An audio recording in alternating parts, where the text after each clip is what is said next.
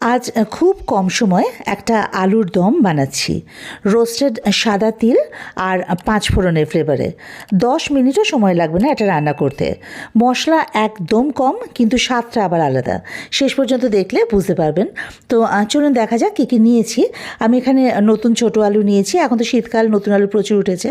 তো আলুগুলো মাঝখান থেকে ভাগ করে নিয়েছি, 2 ভাগ করে নিয়েছি। তো আলুগুলো আগে নুন জলে সেদ্ধ করে নেব। এটা মাথায় রাখবেন, আলু সেদ্ধ করার সময় অবশ্যই কিন্তু জলে নুন দেবেন, নুন জলে সেদ্ধ করবেন।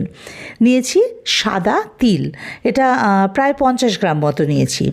আর নিয়েছি গন্ধরাজ লেবু, তার 4 ভাগের 1 ভাগ, কারণ এই লেবুটা প্রচুর রস, সেই বুঝে আপনারা দেবেন আর কি লেবু। আর কাঁচা লঙ্কা নিয়েছি স্বাদ অনুযায়ী। তো এবার রান্নাটা শুরু করতে হবে। সবার প্রথমে আগে ওই সাদা তিলটা শুকনো কড়াইতে ভেজে নেব। এখানে দেখুন আমি একটা ফ্রাইং প্যান বসিয়ে দিয়েছি ওভেনে। এবার সাদা তিলটা দিয়ে দিলাম। সাদা তিল ভাজার ক্ষেত্রেও এটা মাথায় রাখতে হবে যে তিলটা ভাজার একটা সুন্দর গন্ধ বেরোবে, কিন্তু তিলের কালার একেবারে চেঞ্জ হওয়া যাবে না। এই যে দেখুন তিলটা ভাজা হয়ে গেছে, কিন্তু কালার একেবারে চেঞ্জ হয়নি। এভাবে করে তিলটা ভেজে নিতে হবে, মানে তিলের কাঁচা গন্ধটা চলে যাওয়া অবধি। এবারে এই তিলটা আমরা অন্য একটা পাত্রে ঢেলে আগে ঠান্ডা করে নেব, তারপর এগুলোকে গুঁড়ো করে নেব। এই যে দেখুন তিলটা একেবারে গুঁড়ো করে নিয়েছি। এবারে ওই যে আলু সেদ্ধ যেটা রেখেছিলাম তাতে দিয়ে দেবো স্বাদ মতো নুন। খেয়াল রাখবেন আলুটা নুন জলে সেদ্ধ করা, কাজে এটা মাথায় রেখে সেই অনুযায়ী নুন দেবেন। এখন দেব মিষ্টি, মিষ্টি বলতে চিনি, এখানে খুব কম লাগে, আমি এখানে ওই 1/2 টিস্পুন মতো চিনি দিয়েছি। আপনারা আপনাদের স্বাদ অনুযায়ী চিনি দেবেন। এবারে এর মধ্যে ওই গুঁড়ো করে রাখা তিল সেটা দিয়ে দেবো। দিয়ে দেবো গন্ধরাজ লেবুর রস।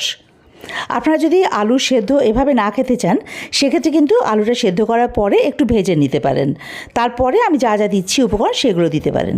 তো এবারে তো স্বাদ অনুযায়ী কাঁচা লঙ্কা কুচি দিয়ে দিলাম। এখানে কাঁচা লঙ্কা কুচির পরিবর্তে আপনারা কাঁচা লঙ্কা বাটাও দিতে পারেন। তো এবারে যে গন্ধরাজ লেবুর রস দিয়েছিলাম, সেই লেবুর যে খোসাটা সেটা একটুখানি গ্রেট করে এর মধ্যে দিয়ে দেবো, মানে লেবুর জাস্ট যেটাকে বলা হয় আর কি। এখানে খেয়াল রাখবেন লেবুর খোসাটা যেন সাদা অংশটা আবার না পড়ে যায়, তাহলে আবার উল্টে খারাপ হয়ে যাবে, তেতো হয়ে যাবে। জাস্ট সবুজ অংশটা, তাতে ফ্লেভারটা খুব ভালো আসবে। এখন সব কিছু একসাথে আলুর সঙ্গে খুব ভালো করে মিশিয়ে নিতে হবে। সচরাচর আমরা আলুর দম তো রান্না করি গ্যাস জ্বালিয়ে ওভেনে, তো এখানে কিন্তু আমরা সেটা করছি না। এগুলো জাস্ট আগে খুব ভালোভাবে মিশিয়ে নিচ্ছি। এই যে দেখুন এটা কিন্তু মেশানো হয়ে গেছে। এখন করব কি, আমরা আগে ওভেনে একটা ফ্রাইং প্যান বসাবো বা একটা কড়াই যাই হোক বসাবো, এর মধ্যে দিয়ে দেবো সাদা তেল। এখানে কিন্তু একটু বেশি তেল লাগে, মোটামুটি আমি 3 টেবিল স্পুন 3 টেবিল স্পুন মতো তেল দিয়ে দিয়েছি। তেলটা গরম হয়ে গেলে ফ্লেমটা মাঝারি করে এখানে দিয়ে দেবো 5 ফোড়ন। এখানে 1 টিস্পুন 5 ফোড়ন দিতে হবে। 5 ফোড়নটা কিন্তু একটু বেশিই লাগবে, কারণ এর ফ্লেভারটা খুব সুন্দর আসবে আলুর দমটাতে। 5 ফোড়নটা যখন এভাবে ফাটবে, তখন এর মধ্যে দেবো আমরা শুকনো লঙ্কা। আমি এখানে 3টে শুকনো লঙ্কা ছিঁড়ে দিয়েছি। এবারে পুরো ফোড়নটা মাঝারি আছে একটুখানি বেশ ভাজা ভাজা করে নিতে হবে। ফোড়নে একটা সুন্দর ভাজা ভাজা গন্ধ বেরোলে এবারে এটাকে আমরা ওই মেখে রাখা আলুটার ওপরে ছড়িয়ে দেবো। খেয়াল রাখবেন ফোড়নটা যেন একদম পুড়ে না যায়, তাহলে কিন্তু পুরো রান্নাটাই মাটি, কারণ এর পুরো রান্নাটার স্বাদ বলুন গন্ধ বলুন সব কিন্তু এর মধ্যেই রয়েছে। এবারে এটা ঢাকা দিয়ে মিনিট 10 জন্য রেখে দেবো। রান্নাটা কিন্তু এখানে আসল টুইস্ট, মানে সমস্ত ফ্লেভারটা এই ঢাকা অবস্থাতেই সমস্ত ফ্লেভারটা কিন্তু আলুর মধ্যে ছড়িয়ে যাবে, তাতে কিন্তু এই রান্নার স্বাদ বলুন গন্ধ বলুন দুটোই ভীষণ সুন্দর হবে আর কি। তো এটা ঢাকা দেওয়া থাক 10 মিনিটের জন্য। 10 মিনিট পর ঢাকাটা খুলে নেব।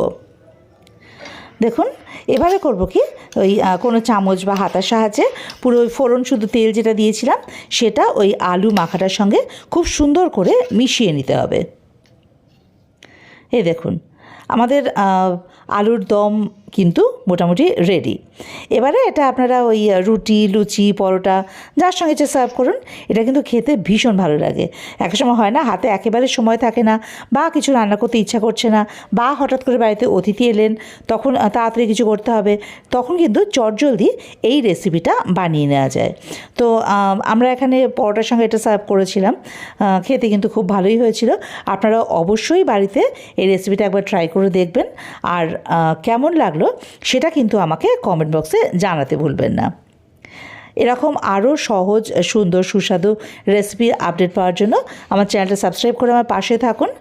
আর দেখা হবে আবার সামনের কোনো নতুন ভিডিও নিয়ে, এরকমই সহজ, এরকমই সুস্বাদু আর এরকমই নতুনত্ব। ভালো থাকবেন সকলে।